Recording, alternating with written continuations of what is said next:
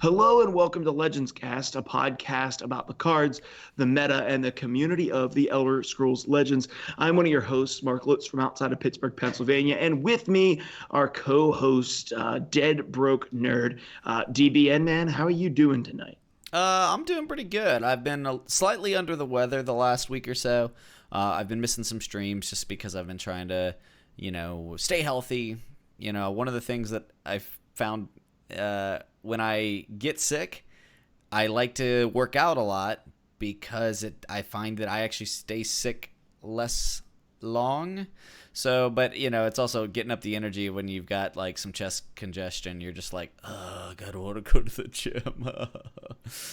So I've been trying to fight through that. So I've missed a couple streams, unfortunately, which is a bummer because there's a lot of decks I still want to mess around with. Some, I still need to hit Legend. I've almost hit Legend just off of casually playing decks. I mean, we're going to talk about that a little bit later, but I have not been trying to hit Legend, and I'm like almost there. I'm up in rank 1 right now, like halfway up the constellation. So, Oh wow! Well, yeah, you're just a couple games away. You could push in, yeah. and that's casual. So just get that good. You're playing casual, but you must be playing execute, right?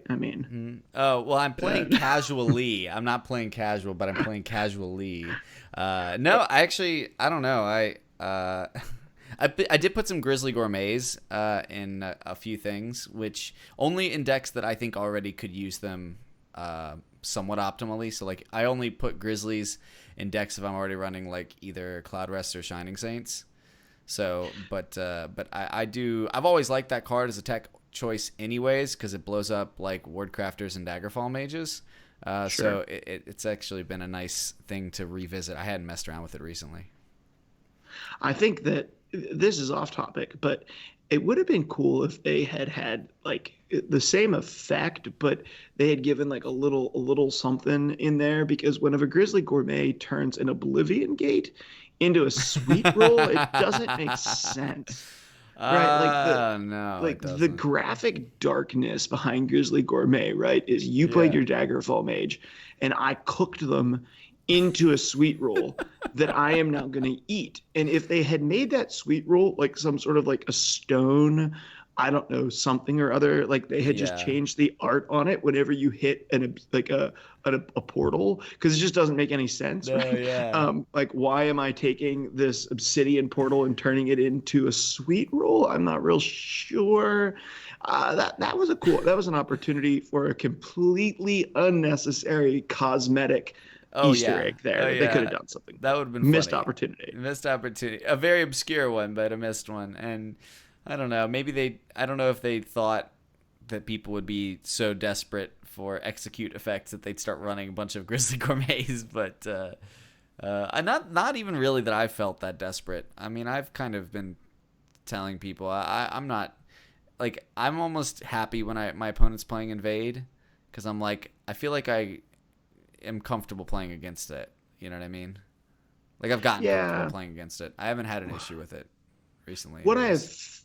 here's the thing that I have found that's actually more frustrating about Invade than Invade itself is that every deck is teched against Invade. So Mm. every deck is naturally teched against a lot of things with 2 health or 2 attack.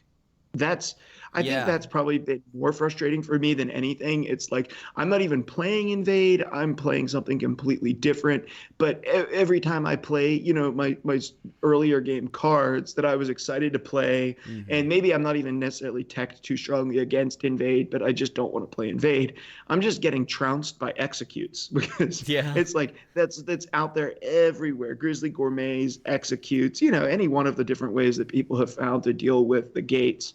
hmm And I think that's actually been more frustrating than anything for me. It's like I know for a fact that execute was not meant for me. I know it wasn't meant yeah, for me. Why did this use it yeah. against me? And I get so upset about it. I'm like, come on, man. Like I knew I that was supposed to be in there for a gate, and I'm not running gates. Don't use it. And Yeah. so I don't like losing again. I mean, I guess it makes sense, but the cards that you would put in a deck to tech it against gates are also good cards against early game stuff. hmm So I think it is a boon. Like you are sort of like shoring up against a lot of the early game cards that I'm probably playing right now. Sure. I If you are mean, tapped against. is this the return of the 2 mana 3/2? Are we going to see the revival of aggressive statted 2 drops? Maybe. Yeah, Maybe. yeah, it would be. I would like it. So my week in TESL was probably the most frustrating week I have Uh-oh. ever had. I'm not even joking. Like it may be the most frustrating week. I probably played bordering on 40 games, and I can count on one hand how many games I won out of those 40 games. Um, for the record, that's a lot of games to lose. Hmm. A, a lot of games. So I got on to the arena kick after talking with CVH last week. I'd already started Mm. dabbling. I was excited about that. And I stormed up to rank 5. And once I got to rank 5, I've probably drafted 6 to 8 arena decks. And I have never gotten out of the snake. I Oh. have never gotten more than 2 wins on an arena deck since I hit rank 5. Um, I don't know if I fell apart. I don't know if there's just like a break in the way that they do MMR at that point, and Hmm. and it was just crazy. I don't know if I just got the shaft on, you know, a half a dozen arena decks. Hmm. I don't know what it was, but just beyond frustrated. We're going to talk about the gauntlet. I played the gauntlet. Really did not do well in the gauntlet. I don't think that was the gauntlet's fault. I think that I like played on day one and I played against some like very, very good Master Series players a couple of Hmm. times. And so, that was a bummer. And then I played ladder some. And I went back and I tried to make my Tribunal Skeletons deck work. I really don't have a right to be frustrated when I'm playing like the most jank, awful deck and I lose. Like I don't have a right to. But I will say this: I played a couple of casual games off the rank ladder, and Hmm. I won a few of them, and that felt fantastic. So it was a very interesting week in TESL. I ended up downloading Teamfight Tactics in order to get a break, and I got on. I finished my quests and stuff because I can do that in a game or two, and that was fine. Yeah. But it was one of those weeks where I was just like, I just need a break, and it wasn't invade focused at all. It wasn't like Hmm. RNG fest that made me upset or not. It was just consistently bad luck in terms of drawing. I would play one game where I was playing a Redoran sort of hand buff conscription deck. And, one game I would draw nothing but 2 drops. I'm at 10 mana and I've Yeah. still drawn almost nothing but 2 drops. The next game, not a single 2 drop in my hand for the first 4 rounds. I can't play anything until turn 4. Right? It was just like it was one extreme or the other, one game after another. Finally, I was like, you know what? This is actually having a negative impact on the way I'm relating to my family. I need to put this game the heck down and Yeah. just take a break. I Yeah. think it's important to know that even if you're content creating and you love a game, it's okay just to take a break. Yeah, no, totally. I do that all the time. I mean, honestly, like, some weeks I barely play TESL. Like, I keep track of it. I watch other people play. I'll talk to people on Discord and stuff. And when I stream, that's you. Sometimes that's the only time I play all week. Now that hasn't been recently. Like recently, I found myself actually picking up TESL in my spare time and like playing a couple games here and there, which is cool because I haven't done that in a while. You know. Mm. So I guess it's just a testament. One, I've been on not to brag, but I've been on a pretty big win streak for a while. Like I haven't lost much. So that feels good. And it's kind of like that reward mechanism. Oh, I won. I should play again. Oh, I won. I should play again. Mm-hmm. Once you start that losing train, you stop wanting to play, but, Yeah. but, And once you start that losing train, you do just mhm, become overall a worse player, which is probably something yeah. we could talk about more thoroughly in the future. Hmm. You're definitely worse at math when you're When you're losing pissed off. games. Yeah. 100%. 100%. Yeah, earlier today I was like just playing and I had lost a game. I was upset again, a little upset, and I know that I had a 1-1 and a 5-5. Hmm. And I thought I did the math, and so I swung with the 1-1 and realized I thought I was 1 damage from Rune I thought I was putting him at 11 health. What I Hmm. was actually doing was putting him at 10 health. And of course, when I dealt that 1 point of damage and broke that rune, he got a Prophecy Javelin. Here comes the Jav. Yeah, which won him the game and got rid of my 5/5. So, you know what? That just life is like that sometimes. Yeah. That's just how it is. Piercing Javelin is my it's on my hit list of cards to go away. Yeah, Yeah. it would be good if it wasn't around anymore. I mean, I think everyone who I've talked to that supports Piercing Javelin is a newer player.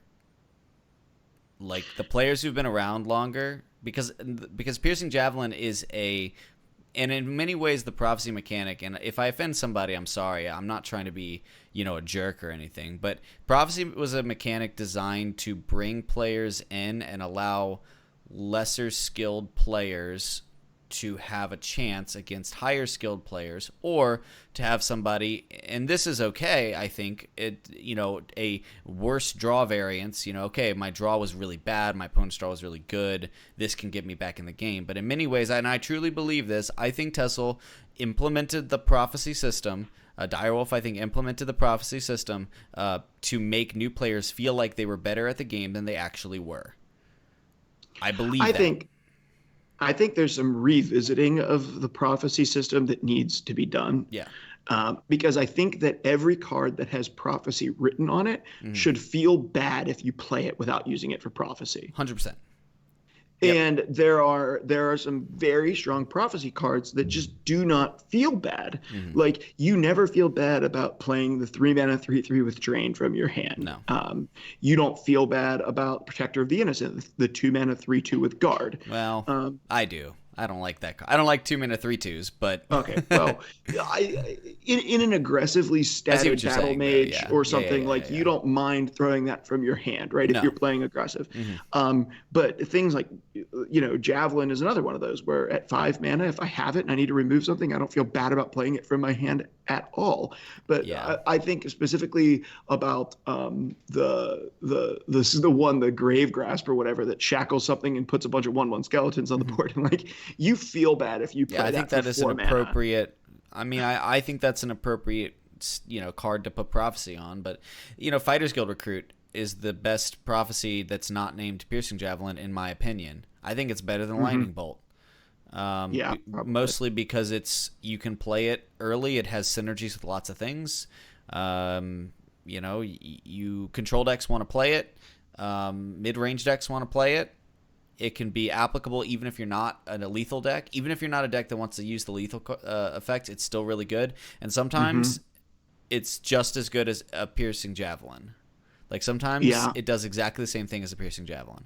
So it's I think Fighters Guild Recruit is a problem. I think Javelin's a problem. I do think Lightning Bolt's a problem. But the thing is, like the more you play this game and lose to these things when you're, especially as a predominantly aggroed mid-range player, I can't not hit my opponent. And that's the problem. Like inherently, as my game plan says, I can't not hit my opponent if I'm aggro, right? And so I love runes and hate prophecies. That's what it is. I love the rune idea and I hate prophecies. Like giving my opponent resources for hitting them, giving that little bit of a rubber band effect is great. It's brilliant. I've always said that runes are perfect for this game. Maybe not so much the prophecies, but that's all right. We don't need to get too far into that. I went off board there, but yeah. Well, no, this is what, if you're from Sparky Pants or Bethesda, you're part of the TESL team and you're hearing this. Listen, I mean, there are content creators out there that are still making content for TESL, but it seems like there's less and less of those these days. And so if we have a voice that's saying, hey, guess what? We would really like to see you guys revisit some of the prophecy cards in the core set. Now that we're this far into the game and the game is this mature and there's this many abilities to turn the board around, this might need revisited here. So yeah. Well, anyway, let's move on. We know you had a good week in TESL. I had a bad week in TESL. You're rank 1. I'm rank 4. I'm not hitting Legend for another month. I used to hit Legend every month, usually without too much of an issue. By the 15th, I was almost always in. Usually by the 10th, hasn't been the last couple of months. But you know what? You've been sick and not working out. I have a 2-year-old and a newborn that screams all night. So, we're both really up a creek when it comes to Yeah. finding time to play, how we would like to. But what do you say? Is there anything else you want to talk about before we move on to the news? No, I just, I mean, the deck been having success with, we're going to talk about, so no point in beating a dead horse. I'm ready to let's talk news. Let's talk news. Okay, so here's the thing. The news, there isn't much. Uh, and that's going to be the case for a lot of these episodes, unfortunately, in between expansions. And we're going to talk a little bit about that. Yeah, there's probably a few noteworthy things. Just recently, there's been a little bit of community. I don't know, backlash isn't the word, but a little bit of like we've had the community get a little bit outspoken about some dislike for a few things that TESL has added to the game, specifically around like RNG in the randomness. And actually, DBN, you and I were talking a little bit about this off stream. I don't think it's important for us to like talk about it, too much, but I do think it's important to note that it does seem that since we moved from, what was it, Direwolf, over to Sparky Pants, do you feel like there's a different design philosophy when it comes to RNG between Direwolf and Sparky Pants? In many, I'm not trying to say anything bad about Sparky Pants. I do. I mean, but most of the design philosophies I think are good. I think there's been a lot of and I'm serious. I think there's been a lot of really good things that Sparky Pants has done from a design standpoint that's made things like very interesting, and they've been willing to take risks. So something like Wilds Incarnate. I think Wilds Incarnate is a card that's the one that came out in Frostspark, I believe. Yep. And that card 7 and a 5/6 with guard. That if you have your front 2 runes, it draws 2 cards. If you are missing 1 rune, it draws a card. Yeah, I think Moose is a really good, and I think that it's experimental and that it toys with the idea of runes, and I like that. I think Moose is a great example of experimental design philosophy, and I think that like when you have a game that's as old as this, and we're not even that old, but I mean, digital card games age faster than physical card games. When you have a solved environment, you're used to certain types of effects. Being able to say, well, what about this type of effect, I think is really good. If we look at things like Mobilize and Expertise, I think these are really good, board-based, deck-building challenging effects that I've been very impressed with. But, yeah, the reality is there's more RNG. Waxwing, Consume, even really good board-based mechanics as well. Yeah. I mean, Consume is brilliant. I really like the idea of Consume. I want to see more Consume. I like Waxwayne, even though it's completely based on a support. But now that I can tutor that support, thanks, Worldly Wanderer. I'm feeling way better about Waxwayne. But no, I mean, like, not that Direwolf was innocent. I mean, Direwolf gave us Cern Pawnbroker. Direwolf gave us Mudcrab Merchant. I mean, 2 of the biggest culprits. Wow. I didn't realize they gave us Mudcrab Merchant. Oh, yeah. That's... Mudcrab Merchant and RNG Cern Pawnbroker. And I think Cern Pawnbroker, honestly, is a ridiculously powerful card. I mean, I've won several games. I have won games on turn 3 because of a good Cern Pawnbroker. Now, I didn't win the game. I didn't take my opponent to 0, but I won the game because, oh, look, I picked up a Forked Bolt. This is perfect. You know what I mean? It's exactly what I need in this exact situation to like solidify my field lane control. I mean, it's very swingy. But like, we've gotten Manic Jack, which is a big culprit in my opinion. I really don't like Manic Jack. I like Manic Jack. I don't like Manic Mutation with him. Yeah. Like I don't mind keyword based decks, but I don't like random keyword based decks. If we look at something like Manic Jack, I love playing him with Skinned Hound and Wardcrafter and Covenant Mail. I like that. I think that's interesting. Manic Jack interested me from the get-go. Manic Mutations, not so much, because the variance between charge and regenerate charge, and breakthrough is so huge, no one can plan around it. You know? And ward. Ward, You know, Ward, lethal, and charge can just break certain situations, and if they get exactly that one, sometimes you lose to a 1 in 8 chance. I lost a game because dude plays Onkano, bolts my face with Onkano's effect, and then Manic Mutations Onkano rolls charge, swings face, wins. Like, that's 10 damage to my face. Like 2 cards, you know? I mean, it happens. And, like, in one world, we say, oh, it happened. Okay, it's just a game. It's just one game. It's statistically unlikely.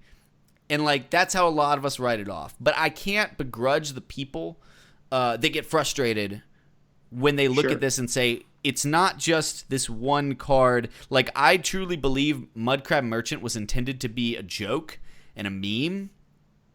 And then it became, like, but it was overtuned. It was resource generation. Resource generation is overtuned, right? You know, yeah, it was a 1 mana 1/2 that generates you something. I don't think they expected Manic Mutations and Manic Jack to be as strong as it was. Because Manic Mutations are like, well, why not just run Lesser Ward, right? But Manic Mutations comes with Manic Jack, comes with a body. It's not just a dead, you know, if you develop and you get an effect. Like, you know what I mean? Like, I think at certain points, like, we looked at, like, RNG as these are fun cards or cards that were intended to be fun and ended up overtuned. And I don't think that's the case anymore. I think we are have to understand that I think there is a design shift where Sparky Pants does think that RNG is I'm not going to say good or bad, but fun game design. Yeah, so my thought on it was this: like, when Direwolf was the developer of the game, and obviously there were some issues with Direwolf. I'm not saying I want to go back to Direwolf as the developer. I'm very happy with what Sparky Pants has done. I'm just saying specifically around RNG, it was as though the guys from Direwolf got together in a room and they said, Hearthstone has explored RNG because it's a digital game and they're capable of doing that. And they saw this opportunity. They said, let's explore the crap out of this. And it's frustrated a lot of people. So let's create a game that we can arguably say has significantly less to no RNG in it, right? And it was never no, but it had less RNG in it. And let's draw players in off of the fact that our game has less RNG in it. And that happened for a season.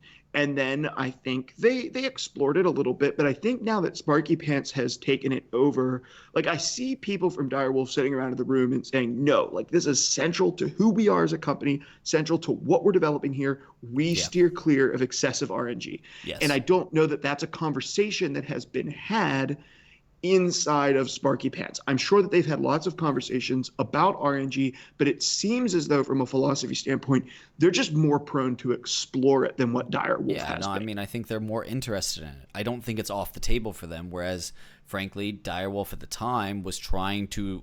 I mean, there was a time when TESL was like, oh, it's the Hearthstone killer. And I think frankly, I think if Direwolf if Direwolf had managed it better, it could have.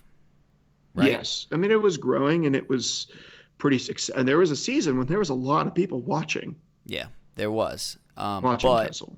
I think when it comes to, you're right. Direwolf, they designed it and they marketed it. Bethesda marketed it as skill matters. You're tired of losing to RNG, come play TESL. And that's how they marketed it. That's how people came over to it, right? But now that's not how they're marketing it. I think there's got to be some people that do enjoy the RNG stuff. It's hard to, when you're not a casual player, and I don't want this to be a stupid casual players, because I play casually. I consider myself a competitive casual. Right. But I think about the games that, like, I just log on and play a little bit here and there, and I don't care about ranking up. I don't care about, whatever, like Dota Underlords. I play Dota Underlords when I feel like it. I boot it up, play it, have fun, win or lose, have fun, put it away. I don't think about the meta. I don't think about the strategy. I do think about the strategy, and because my brain is wired that way, but, like, I don't dive deep. you're And not spending your time outside of the game looking up meta thinking, lists and right. studying it, right? I don't dive deep. I stay surface level, right? And I think there is something enjoyable about explosive random mechanics for those players who have yet to dive deep, who are looking at this as, hey, I love this mobile game. We already know. I mean, we talked to CVH last week. They have a huge Android player base. And I think that there's a lot of people that and again, I am not begrudging them because I am like this for other games who say, oh man, whoa, that was really weird and cool and crazy. Isn't it so cool that my Sir and Pawnbroker gave me a forked vault here? Wow, that was awesome. I'm going to tell my friend about it. Right? That makes for cool stories. But when you play hundreds of matches a week, those aren't cool stories. Those are aberrations in a greater trend that you're analyzing in your head of, okay, I won these games, and then this game I lost because of a 1 in 16 chance. Thanks, Pawnbroker, right? It starts messing with your head. You're like, I didn't deserve to lose this, And I think that the more you dive into it, the more those subtle things grate on you. So, I don't know. It doesn't bother me as much as it used to, frankly. And I think that's come with me taking a bit of a step back from the competitive scene after the Masters series, like just stepping back. I'm not grinding out high legend, trying to test all the meta lists so I can cast. I'm just kind of building cool, fun stuff. And hey, if my jank gets me to legend, great. If it doesn't, oh well, Which I think maybe builds into this conversation too, which is part of that we don't have news this week to talk about, right? Because we don't have a really strong competitive scene. Now, I don't want to. I'm not saying anything negative against Warp Meta. Obviously, with my work, I don't get time to hang out on Sundays online and watch tournaments. And at this stage in my life, quite honestly, I don't have a lot of time to do that. But one of the things that I thoroughly enjoyed during my time in Hearthstone is when we weren't getting consistent news about new sets coming out, when we weren't in card reveal season, when we weren't in many of the things that would be considered, significant news in Hearthstone, we still had a competitive scene to watch. And even if we weren't watching, the pro scene, we were getting to watch, the college championships and things. There was stuff to watch and there was stuff to talk about. And it seems like TESL, we don't have that. Like it isn't there. Like there's not even a consistent place to find meta snapshots. I mean, honestly, TRS is the best place probably to find those meta snapshots, and Endozoa puts those together, which I really appreciate. But we don't have that. A way to consistently take a look at the meta and see how it's evolving outside of who brought what to Warp Meta this week. And a lot of people probably don't even know that Warp Meta is a thing who play this game. So, it's not like you log into your client and you get a notification that says, like, hey, we're in the middle of the competitive season right now, or this is going on. And maybe you get a little bit of that during Masters, but it just seems like there's a long dead season without much to add to the news because we don't have a competitive scene. I think that hurts. I think that hurts TESL a lot. Yeah. I've been thinking about this for a while, and I think community tournaments are very important, and I think they're valuable. And by the way, side note about Warp Meta, congratulations to Endo for winning this week's Warp Meta. Oh, nice job. Endo has gotten, and I don't want to misquote, but like over a dozen second places in Warp Meta. He had never won Warp Meta despite I don't know how many, maybe 100 entries. Attempts. And he finally got first place. So big congrats to nice. My boy Congrats, Endo. man. So good awesome. job, man. I was thinking about this because like I mean, obviously I totally agree. I want to be casting more. I like casting. I like casting TESL. I want to cast more. I mean, purely selfish here, right? I don't get to play Warp Meta usually because I usually work on Sundays. Now, the few times that I haven't worked on Sundays, I will usually just tune in and watch, because by the time I know I'm not working on Sunday, I haven't signed up, I haven't tested, I just don't feel ready. Not that that's really a big deal. I could just slap some lists together and go and have fun, which I encourage people to do. You don't have to be MLG Pro, put 10 to 20 hours of testing into each list. Seriously, you can just sign up and play Warp Meta. But I'm a bit of I'm not a perfectionist, but I'm definitely, one of those people that if I'm going to go and compete, I need to be prepared, or I'm going to be grumpy at myself. So I don't play Warp Meta because I usually don't know until Friday or so if I'm working Sundays or not. The only exception was the one time I got to cast Warp Meta with Ian Bits, which was a blast. Was he told me in advance, and I was able to go, hey boss, can I have Sunday off? You know what I mean? But I can't do that every week. And I was thinking about this, and I told you all that so I can tell you this, and I don't even know how it's related. Imagine Masters Series twice a year. Now, not Masters Series, right? It could be something else. Winter Championships, right? Mm-hmm. So, like, currently, and I'm not super involved in it, I've traveled to a few tournaments, and I've done well when I have traveled, but I just don't get too much. But I play Legend of the Five Rings, and they have 3 big tournaments. Now, they have a lot of medium-sized tournaments, which you would, like, say, okay, this is something that we would want, right? It's kind of like how Hearthstone does. But they have 3 big tournaments, right? Worlds, Winter Court, and Gen Con. And they're spaced throughout the year. Sure. Okay? So about every 5 months, or if every 4 months, you have a big tournament. Imagine that. Even if it's twice a year. But imagine, okay, at Christmas time, there's the Winter Championship. And then in July, there's Worlds. I mean, that would make such a big difference. It really would. I mean, it's serious, because you'd be sitting here in October saying, I got to start prepping for December, I got to start prepping for January, whenever it was, and like it would feel like it was so much closer, and then you finish that one up, and yeah, there's still dead time. Yeah, we still wish we had, the resources that Hearthstone has to be able to just grind out tournament series after tournament. Honestly, for me, personally, I get fatigued of Blizzard tournaments. There's too many, in my opinion. Okay, like literally, as soon as the Overwatch League finishes, they have the World Championships. That's stupid, in my opinion. I'll just say that. I think that's stupid. You need to get people back excited about it. Sure.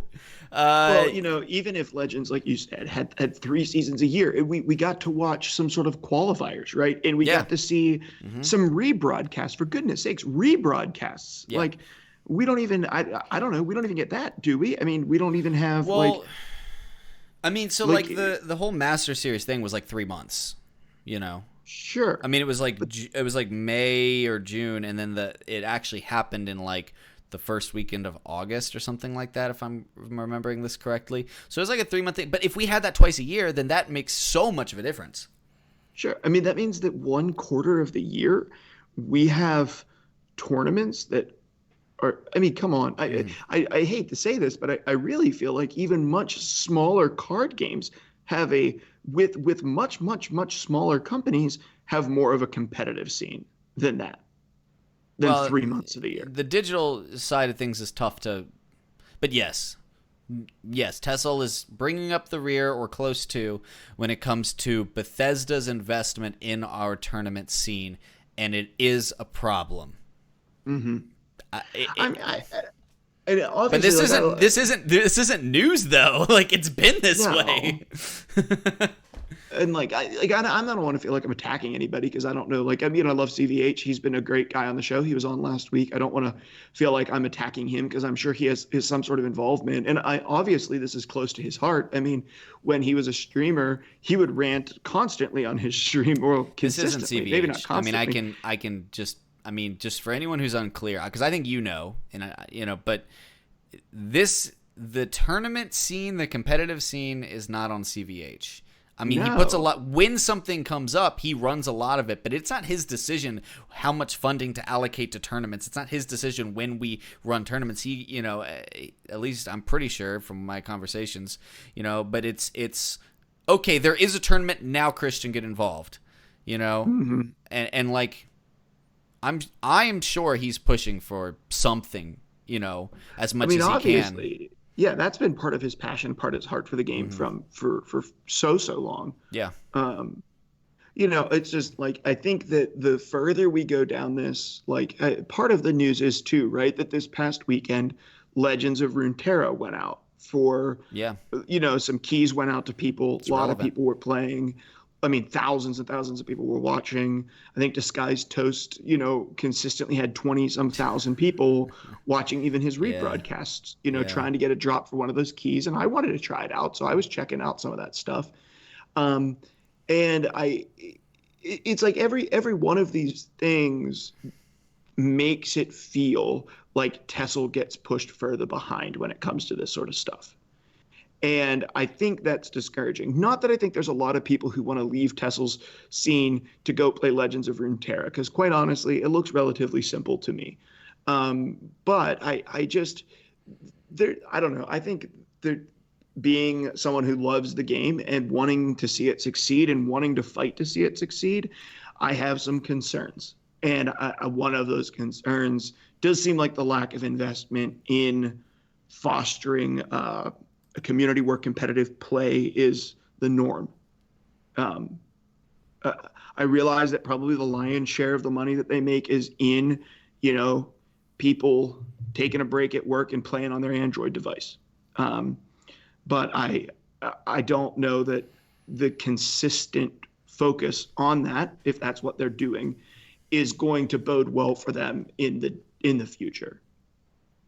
I don't know. I think that TESL's too complex of a game for them to continue in that vein and for it to be successful. So, I have some concerns. Obviously, I wasn't going to ask CVH about some of those things, but I think there's some worrying trends that are going Yeah. on in the game right now.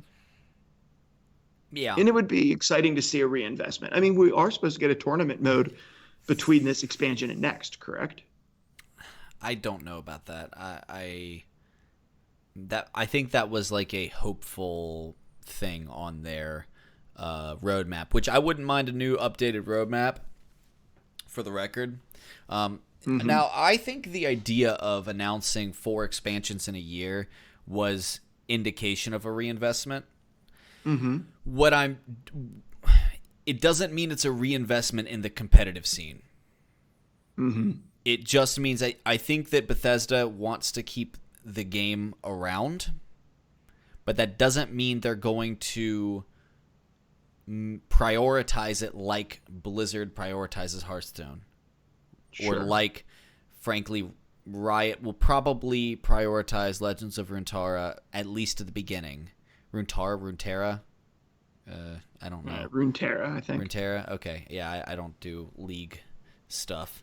And yeah, first off, I mean, just for the Legends thing, I wasn't super impressed with Legends of Runeterra, but whatever. But you're What right. we need is another dozen card games with the word legends in the title. Oh yeah, I mean, I That's was what we need. joking with a couple content creator friends of mine about how much that's going to screw up the YouTube algorithms when you're searching for things. Yes, that's probably true. So Yeah, I don't want to be a Debbie Downer. I don't want to be like super yeah. discouraging. We're not on death's door. This is a. I mean, I think you and I talked about this. This is like a down the road thing. We're kind of just casting forward. And I think it's people who are invested in this game, who love this game, and quite Mm. frankly, we're not the people who are like hoping that it fails. Like we Oh want to no. see this game Yeah. succeed in a major way. I think this is us saying like, hey, these are some things that we see that are a little worrying to us, that are a little disheartening as somebody who wants to see this game succeed so badly. And we hope to see some changes in this area in the future. And whether we will or we won't is yet to be seen. But I hope that we see some adjustments. Let's put it that way. Yeah. No. See I some mean, adjustments. and just to be clear to our listeners, this isn't us saying, quick, leave the game. It's about to collapse. That's not what we're saying. I just want to be clear. This is us using our platform to try to express, really just to give feedback, constructive criticism, I guess. And I think this is an overarching, this isn't just like us, right? This is a part of the voice of the community. And I'm Yeah. not saying that we're speaking for all people, Nope. but I do think that we're not the only people who are feeling that in this community. Yeah, for sure. Right. Well, especially Well, the tournament thing. I'm pretty sure we speak for the majority of the community when we talk Yeah, about when it tournaments. Yes, I'm whether pretty sure whether that the majority of people want Piercing Javelin to die, that remains to be seen. yes, but the tournament, I think that is fair that the vast majority of the community would want that. Yep. But let's talk about one change that they did make in this week's segment on the Gauntlet. Okay, so this week in the Gauntlet, we got Noble Gauntlet, and that was announced the day after we recorded last week's episode, which will happen again this week. But the Noble Gauntlet was a gauntlet where cost you a ticket to get in. You could play either commons or rares in your deck, and you could make up to 3 runs. The rewards were not fantastic this time. They were probably the least of the rewards that we've seen so far. I think in order to get your ticket back, you had to maybe make like 7 wins. You could earn a handful of packs. So the rewards were drawn back on this particular gauntlet. I'm curious to know why that is.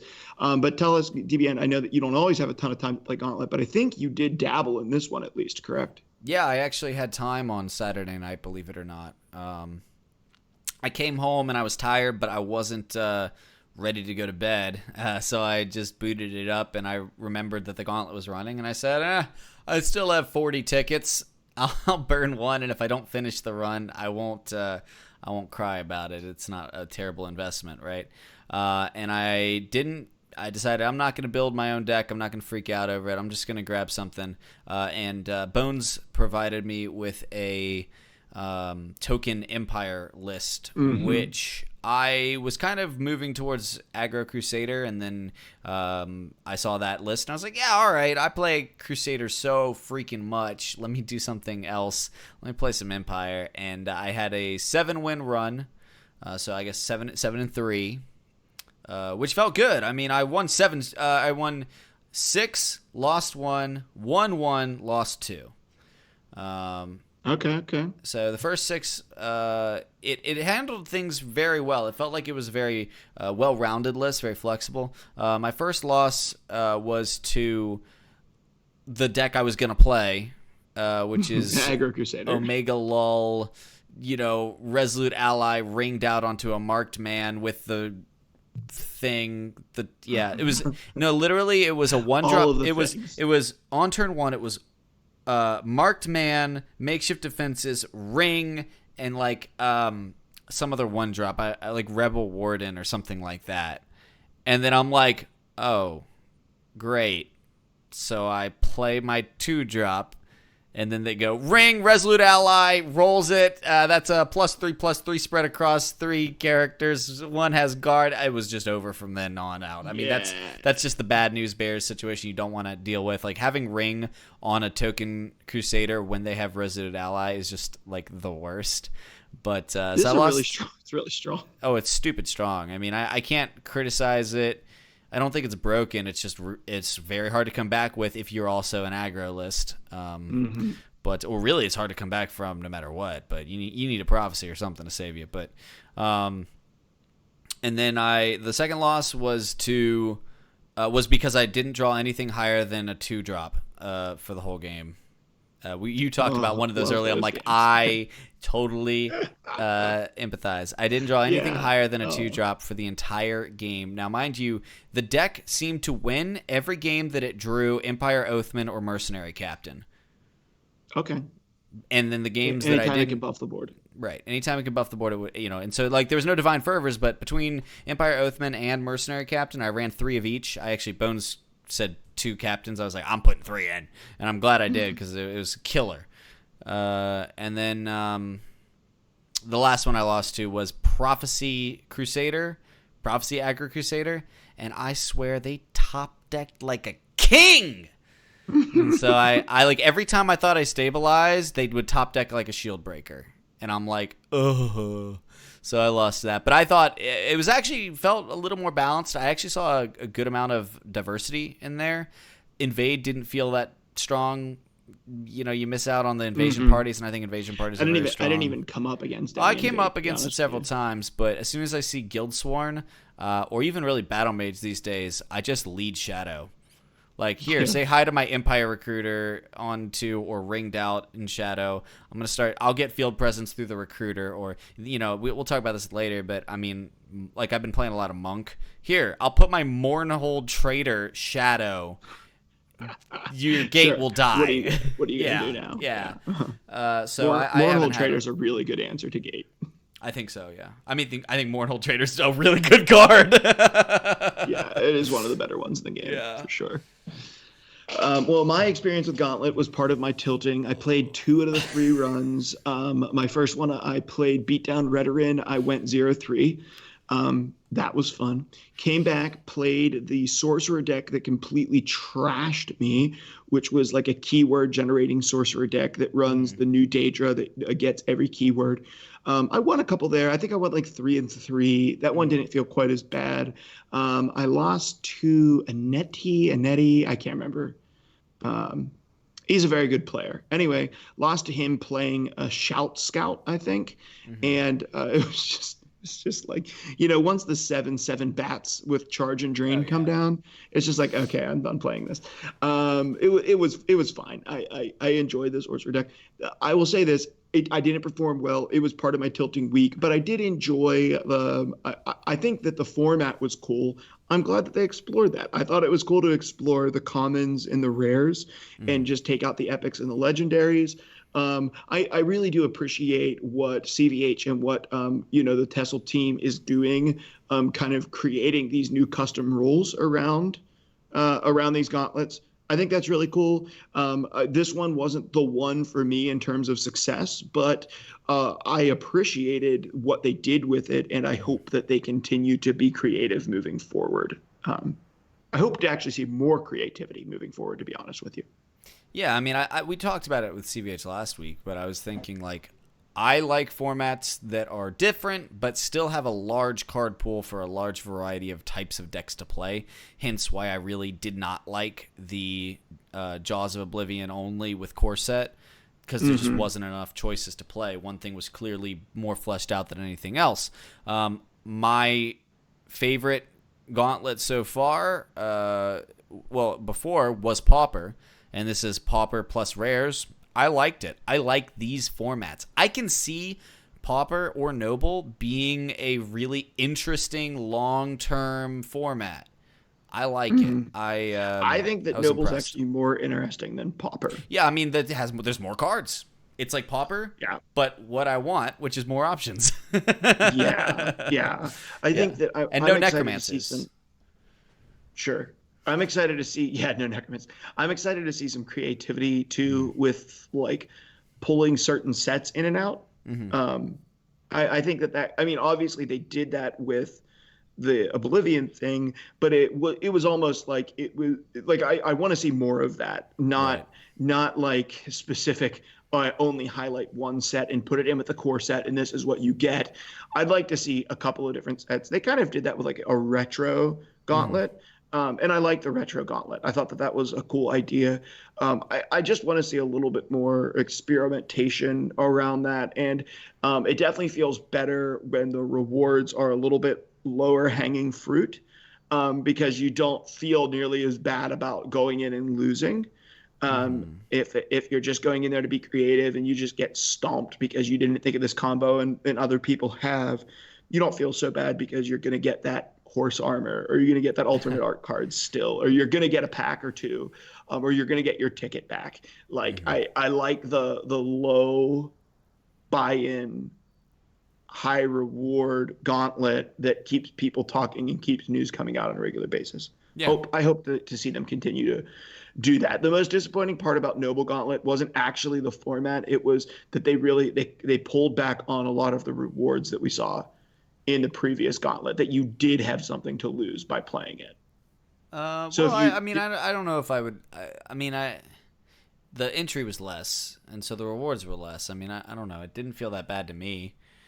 Like, well, granted, I entry, did win 7 games, so like that's skewed, but Plus, like one ticket at this point, like for all these weeks of having 3 tickets, you got to figure a lot of players' tickets, especially people who haven't been in the game as long, are getting depleted. So I think having a few weeks at the 1 ticket thing allows people to like decide, is this worth it to play this one this week, or do I want to save up for a higher reward one like the ones with the horse armors? Because now that you can pay gold, it helps too. But one thing I think that would be concerning is if they did 3 every week, and every week there's a sick reward, and eventually you're not going to get enough tickets to play that. So specifically when I'm saying better rewards, what I mean is, when I'm talking about lower hanging fruit, what I would like to have seen was the 1 arena ticket that you get back at 3 wins instead of at 7 wins. Yeah. Okay. I see Right. What you're So saying. it felt like if I come in and I can at least break even, it pays for my next run. Right, I get you. Yeah. That I'm not losing anything. Okay. I thought that the rewards in terms of like cards and packs was perfectly appropriate for a 1 ticket run. But I'd like to see them put that at least get back what you invested in it at a slightly lower level. Well, especially if they are allowing you to go up to 3 times. Yeah. Yeah. So I don't think it was like a grievous error or anything. No. I don't think it was like, oh, how could they possibly do this? These son of a guns, these money gouging scumbags.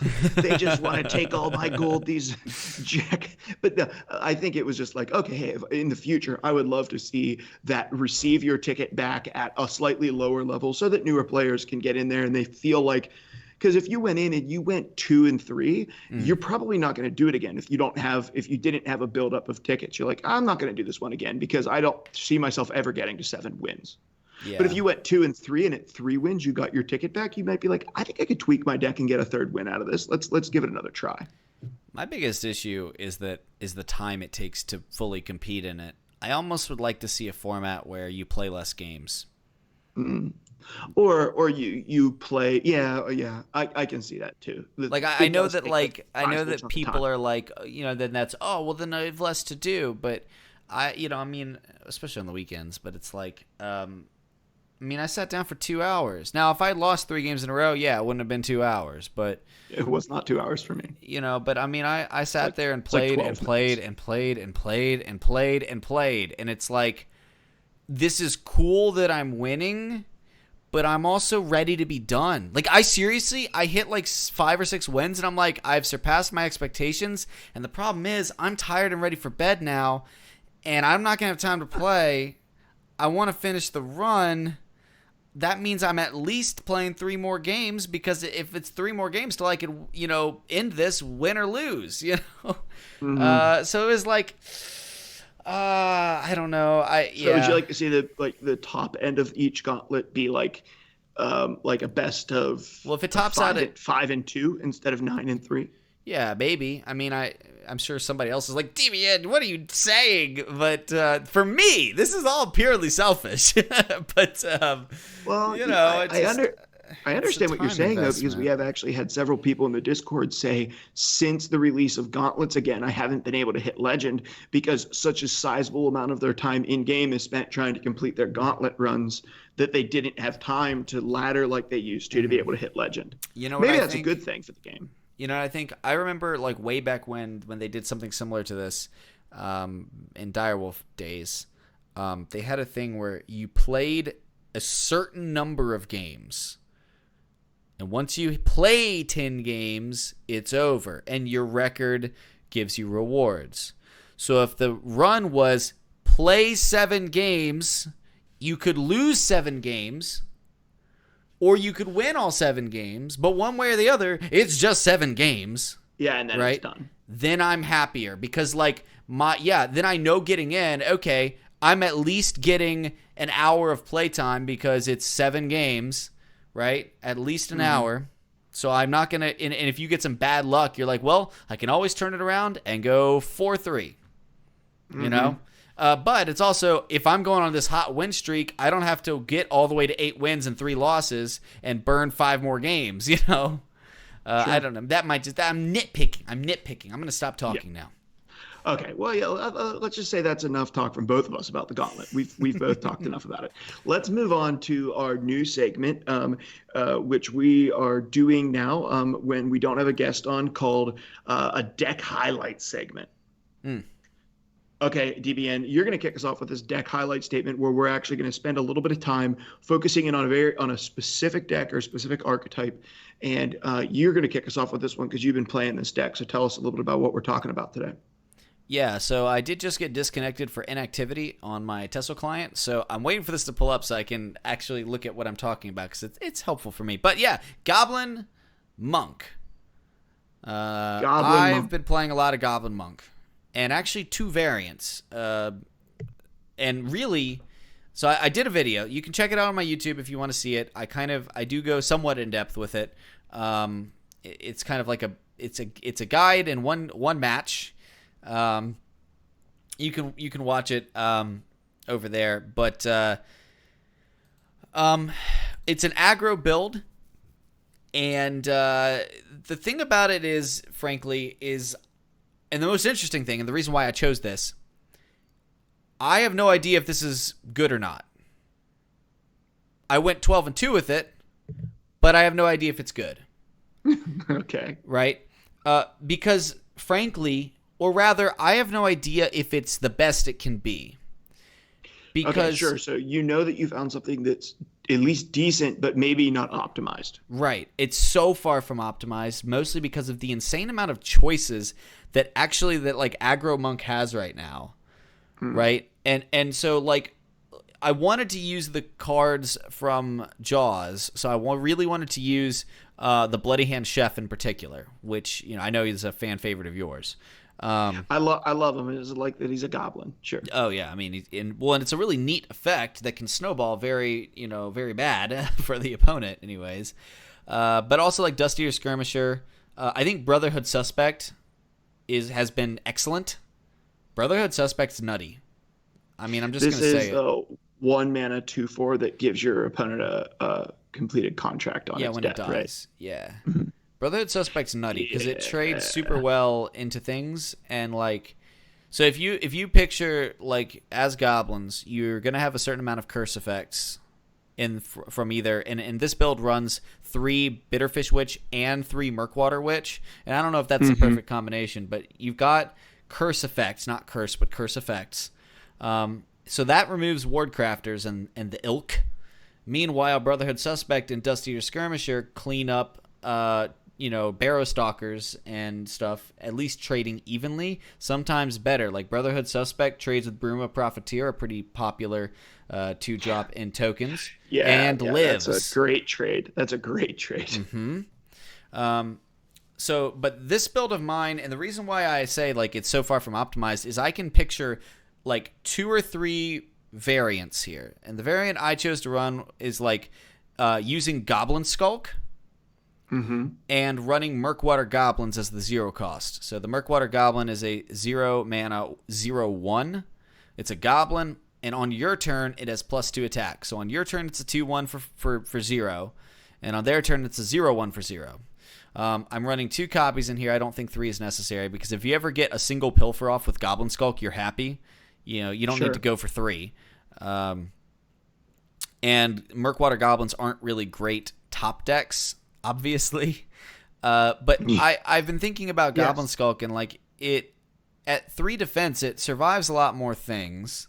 If you play it down on like 4 or 5 or 6, they usually have a higher priority target to kill. Something like if you have a Murkwater Savage, a Bloody Hand Chef, something that's growing over time, they have to respect that over the Goblin Skulk. And then the Goblin Skulk is in there to pull the Murkwater Goblins, and the Murkwater Goblins come down so that you can really capitalize on the Murkwater Skirmisher, which gives all other friendly goblins +2/+2, right? And which so is this build card. It's a really good card. Murkwater Goblins are also really good with Murkwater Savage, which whenever you summon another green creature, Murkwater Savage gets +1/+1. So if you have a goblin, let's say you ringed out a Skulk and you're planning to bring in Murkwater Savage on 3, you can pilfer with the Skulk and then get your Murkwater Goblin for free. Go Savage, Goblin, your Murkwater Savage already gets buffed. It's a 3/3 for Yes. 3 now on the same turn that it's played. So really, it's capitalizing on the insanely powerful Murkwater Skirmisher, but it's kind of seeding a couple slots that would be more powerful if you played more aggressively, more competitively statted creatures at those slots. So, for instance, when I play Goblin Skulk, I'm giving up on Penitus Oculatus Agents, East March Crusaders, Corner Club Gamblers, Golden Initiates. This deck doesn't have any of those guys. And can you imagine a world in which you don't play 3 Golden Initiates, 3 Corner Club Gamblers, and like anything green, like anything monkish? You know what I mean? Yeah, I mean, those are really strong cards. Yeah, Right. those are really strong. I mean, I imagine you're probably playing Cloud Rest Illusionist, right? I am. Yeah, because that card in and of itself, along with Bloody Hand Chef, is very, very strong. Well, it synergizes, right. And Shining Saint and Cloudless Illusionist allow our usually aggressively statted creatures, things that are going to be higher on attack than defense, or creatures that we don't want to die in trades. Hence, so like Bloody Hand Chef, Mournhold Trader, Murkwater Savage, we don't want these dying in trades, but sometimes you still have to take trades. So we run the Shining Saints and the Cloud Resolutionists, and even if they don't get the value from the Bloody Hand Chef, they still protect and trick trades with creatures that would die otherwise. I run 2 Murkwater Scourges, although that's on the chopping block. Murkwater Scourge, typically a very mid-range card, but when it's adding to your Goblin count for your Murkwater Skirmisher, I think the curse that it gives you is very, very useful. But that might be on the chopping block down the road. And then, of course, I'm not running a lot of greens because we really want Murkwater Savage to get a lot of value. So that's one variant. And this is what interests me so much about Goblin Monk, right? I can take Now, this do you play a lot of the? Are you playing a lot of the movement package? Just Buffing 3 and moving Shadow back and Shifts. forth? Okay, Just so you're 3 not Shadow running Shifts. the Khajiit that gives +1/+1 Dune Smuggler. whenever you move something. No. And that brings me to my next point. There's a build that goes hyper aggro. It doesn't run like Goblin Skulks because they're too slow. It maybe doesn't run Murkwater Witches because they're too slow. And instead it runs Dune Stalkers and Dune Smugglers to try to keep things alive, move around, switch lanes up. And I played with that a little bit myself, and that seemed decent. Then there's a build that runs Curses instead of Murkwater Goblins and cuts the Skirmishers to 2 to give you a little bit more flexibility in your 3 and 4 slot. Then there's the build that cuts Murkwater Goblins and Goblin Skulks and instead beefs up the 3, 4, and 5 slot. There's so many ways to adapt aggro Goblin Monk, and it just feels like I don't even know if there's a way to know what's better.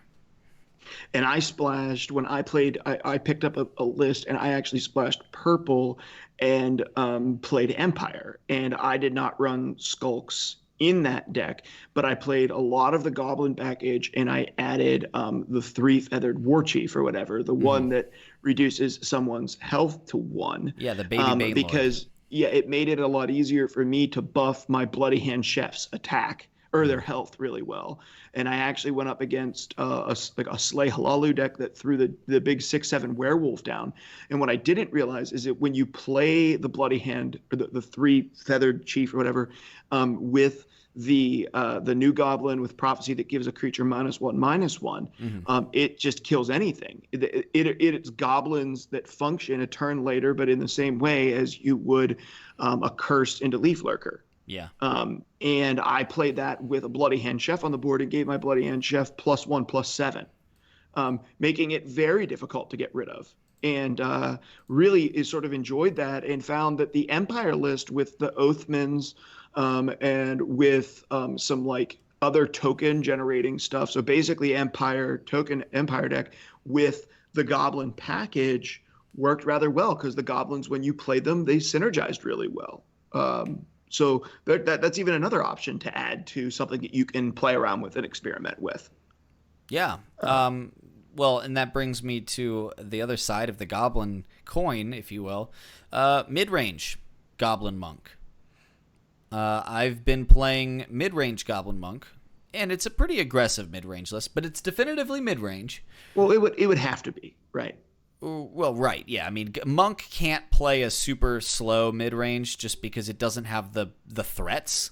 Well, neither can goblins. So if you're going to play mid range, it's going to be on the Well, I don't aggressive know if side of mid I don't range. know if I actually agree with that. I think goblins can Okay. play a slower mid range, but I would look at scout or empire actually as a more slower, like a slower paced mid range. Mostly, but you probably don't run all the goblins, right?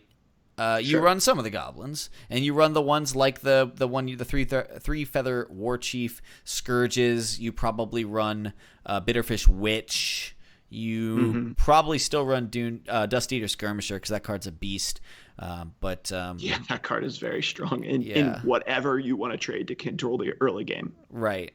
But what this does is it's got a very similar opener, but we have this build. And by the way, this build was originally given to me by Neon Greensleeves, but I've adapted it after playing it a little bit. I've decided there were some cards in there that I didn't care for, and I wanted to switch out. But Neon Greensleeves, if you hang out with him in the community, is a really awesome dude and a good theory crafter for sure.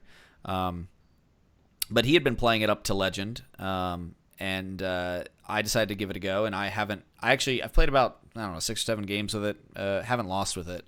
I haven't had as much time to really grind heavily to see what its weak points are, but I did change some things out. But so this one still has a pretty heavy 2 and 3 count, right? But it does go ahead and say, all right, listen, we're not going to run the Murkwater Savages.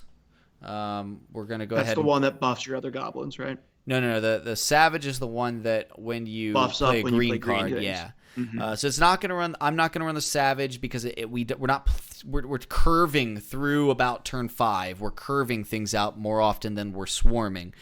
We have less 1-drops in the deck, so we only are running like 2 pawnbrokers here. Because even though Pawnbroker can be absolutely bonkers, it's much better on Ring or in a deck with lots of 1-drops, right? And instead, we're looking at things like, now I'm still running 2 Goblin Skulks, but here I'm running Curses instead of Murkwater Goblins. Up at the 4-drop slot, I'm only running 2 of those Murkwater Skirmishers, but I'm running 3 Murkwater Scourges for a total of 18 Goblins in the list. We take the curve up higher, we include... on top of the Leaf Lurkers, on top of the Cliff Racers, we add Leaf Lurker. We add the Gray Fox, which I've actually had a lot of success with. Yeah, and then we put in there.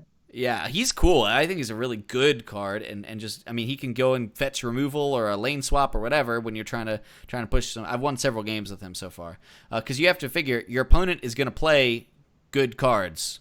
So you just steal their good cards. That is a safe bet, unless you play against me and I play a skeleton. And you on play turn skeletons. 1. Then you can figure this guy's about to play a bunch of bad cards. I'll take your Bone Daddy with the Yeah. Gray Fox. That doesn't hurt. But then we run 3 Shearpoint Dragons, a Razumdar, and a Sai Sahan. Now, there's some flexibility. You can do some different things up in the top end here. I could even see running, and I can't remember, the Clockwork Apostle. I'm actually a fan of a Clockwork Apostle at the top end of a mid-monk deck, especially if What's it's more Clockwork aggressive. Apostle? Can you? Because I don't even know what that is. I Oh don't think yeah, I've that's ever the played that card. that's a 7-cost 3/3 high elf. Summon, give another friendly creature +4/+4. It becomes neutral. Okay, so I've played it in Arena, and that's the only place. I actually have played several mid-range decks that use that, 1 or 2 copies of that at the top end, and it's very bursty.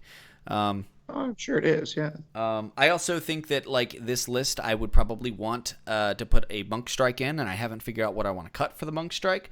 But it's still running that core, package of the Bloody Hand Chefs with the Shining Saints, with the Cloud Resolutionists. It's just making room for some of those, more reactive cards like the Leaf Lurker, like putting another Scourge in. It's running Golden Initiates. We've got the Shearpoint Dragons, which can synergize very heavily. So it's still the Shearpoint Dragons have to be like a key feature in the mid-range package, right? well, right, and it is, and it's one of those cards too that like when you think about it, if you have a Shearpoint Dragon down and you Cloud Rest one of their guys, that gets increased by an extra 1 too, so it'll actually be a -5 attack. Oh, People don't realize that, but yeah, and of interesting. course we've got a Nasi in here. We've got People don't realize that because Dawnbreaker. very few people have played Monk in the last 3 years. Yeah, which is funny that's- because I've been I've been thinking, I think Monk is one of the best decks to ladder with if you're an aggro mid-range player. And and I'll tell you why, because I know that doesn't seem normal, but nobody knows what the heck is in your list. That's true. You have the element of surprise on your side with that. Well, so they don't know how to mulligan against it. They may figure out what your game plan is. They may figure out if you're aggro or mid-range. They may make that assumption, but they don't know if you're running movement Monk, Goblin Monk, mid-range, a slower paced Monk. You could run just straight good stuff Monk, where like you cut like you just run the best things at each at each point in the curve, and it wouldn't be a bad deck. There's so many adaptations, and that's the thing. Like Penitential Oculatus Agent, Golden Initiate. You've got if you want to run green heavy Monk and run Nimble Ally, you can run like East March Crusaders. You could have a Grizzly Gourmet in the deck. They just don't know. If you want to get really crazy, you can play Alter Monk. Yeah, bring Alter Monk back. You could. You shouldn't, but you could. Resurrect it. Bring it back. Heck, there's token monks that run Resolute Ally. There's been some viable token monks from time to time that just basically pull in some of the movement elements from green and Anasi, and then basically run almost a mono yellow monk list. Yeah. And and you've got the Mountain Lion now, and the Mountain Lion's been making its appearance in a lot of assassin lists. But it's the 3 mana 4/3 gain a magicka. I mean, you can curve on turn 5. It's like hitting the ring, Mm-hmm. I think that was an undervalued card in the set. That is a big boon to some aggressive decks. I think if the card was a 3/3, it wouldn't see play. But at 4/3, that extra aggressive stat line that can trade up into things or push more damage face is just what the doctor ordered. When it comes to Monk. Plus, you have a lot of tricks between Cloud Rests, Monk Strike, Shadow Shifts. Like, I think Monk is a great, and I stand by it. I really do think Monk is a really good laddering class, but it's punishing. This is something I talked about in my video. Like, I think Monk is really punishing. Like, you have to be on top of your lane placements because you don't have wards to fall back on. You don't have steel scimitars to slap on things. You have some tricks, but your tricks are a little bit different than what you would have in blue or red. Yeah. Well, and it makes your lane placement just that much more important, I think. So I think people could find a couple of these decks, right, and explore it and see your guide if they visited your YouTube channel, right? So if you go to YouTube, search for Dead Broke Nerd, they would be able to find some of these decks and start exploring them and experimenting with some of these Monk decks. Yeah, so I do have the aggro Goblin list that uses the Murkwater Goblin and kind of just trying to capitalize on the skirmishers as these big finishers. So that one there is a guide for that on my YouTube page. I can put in fact, probably what we should do, Mark, is put the deck codes for these in the description. I'm thinking. Yeah, I just went ahead. I went ahead and I threw the deck codes for these inside of our chat right now, and I'm going to throw both of the deck codes right now in the very top of our announcements for our Discord, an aggro and a mid list. So make sure you check those out because we want you to get a chance to be able to experiment around with DBM's Goblin Monk list there. So they're both there to check those things out. So if you really want to find them and you're not in the chat, you're listening to the show, join our Discord, which I'll tell you about in a minute. Yeah.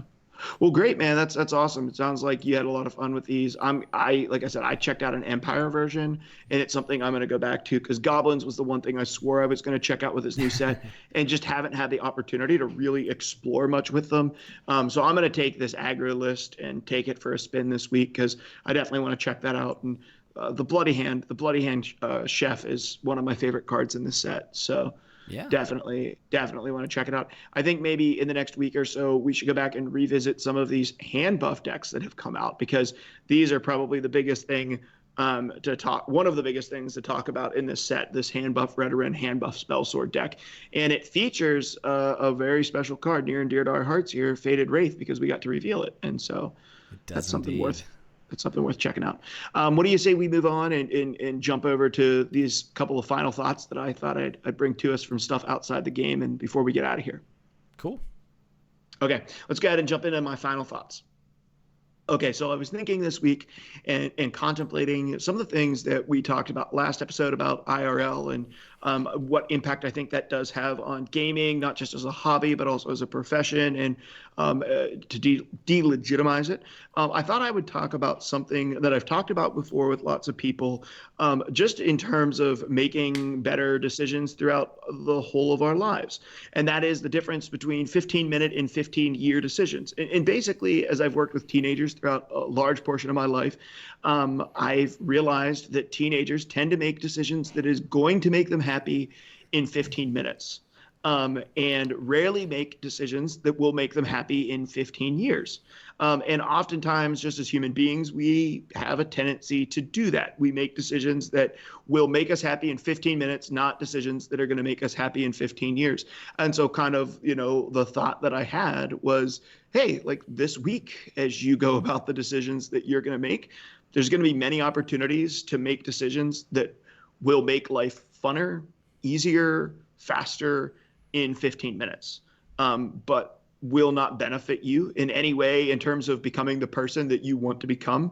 I think most people have something in their mind or in their heart to a picture of the person that they want to be in the future. Even if you're old like me, you still have an image of the person that you want to be.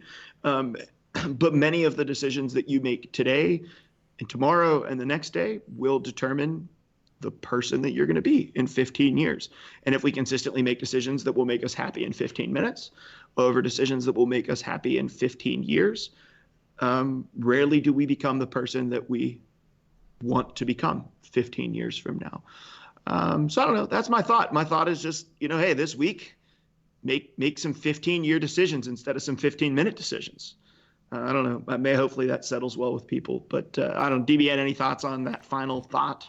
No, I think you summed it up really well. I mean, it's there's the immediate gratification choice, and then there's the delayed gratification, and I mean that's something they teach kids. I remember doing an activity in I think first or second grade where the teacher said, "Okay, I'm going to give everybody like a mini candy bar, like a Snickers or something. Everybody, here you go." If you eat it now, you can eat it now if you want. And if you wait till the end of class, you'll get another one. But if you eat it before the end of class, you just get that one.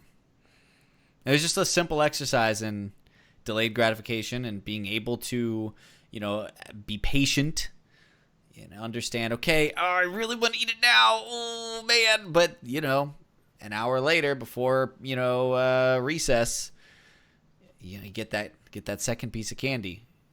You get you have to, it's not about candy, but I think there's definitely sometimes it's just worth doing those little exercises to remind you and your body and your brain that I can wait. I can wait. And I think it's easy to take this thing and compare it to like really destructive lifestyles, right? Like people can look at this and say like, I don't want to be an alcoholic in 15 years. Yeah. So I'm not going to make this 15-minute decision to get drunk, or I don't want to be this or that in 15 years. So I'm going to make this 15-minute decision not to do these things. But I think that this applies to a much larger scope of things than just that in terms of like, what time do I choose to go to sleep? Because there's a 15-minute decision that says I really want to play another game of Teamfight Tactics after I finish recording this episode. And then there's a 15-year decision that says I'd like to get more sleep so that when I wake up in the morning, I'm not as easily aggravated and I can be more patient with my daughters.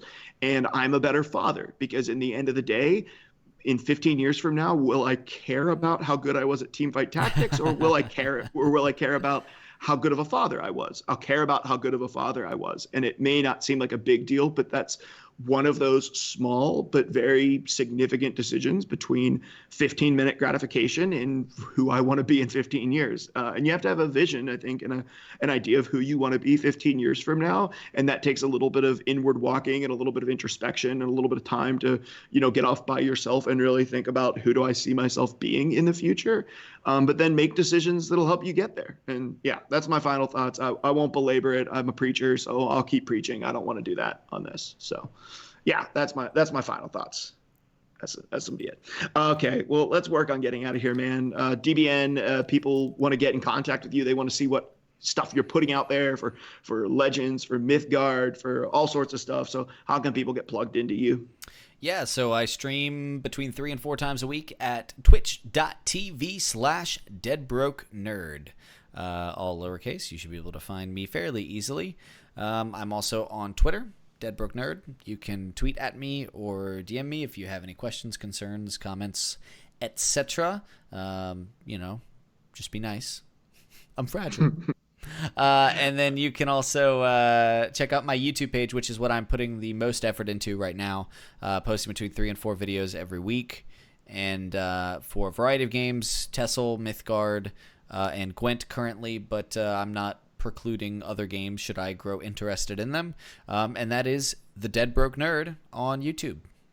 So hope to see you guys around. If you have any questions, if you just want to ask for an opinion on something, or you want to run something by me, ideas, if you ever want to, team up for some sort of content or something, if you want me to look at a deck list, if you are new to the game and are struggling with the lanes or runes or prophecies and you just need some tips, feel free to message me. Best place to do that is on Discord, but if you are just thoroughly objective to Discord, you can always message me on Twitter. I do check that, though not as often, and I will do my best to get back to you. Awesome. If you want to get plugged in with me, email me at exlegendscast@gmail.com. We'll go ahead and throw a link in the chat tonight to the Discord because I forgot to do that last week. So I'll make sure that I get to that. Make sure I throw a link up to the Discord this week once we're done recording here. I think the thing that I'm going to plug this week, if you listen to the other episodes, please email me if I can support you or pray for you in any way. I have a long list of people that I'm supporting in prayer and listening ears. But also through the thing I want to plug is our Patreon. So we're supported through Patreon primarily. So you can become a patron. Patrons kind of get first dibs on a handful of things in our patron chat that's specific in Discord.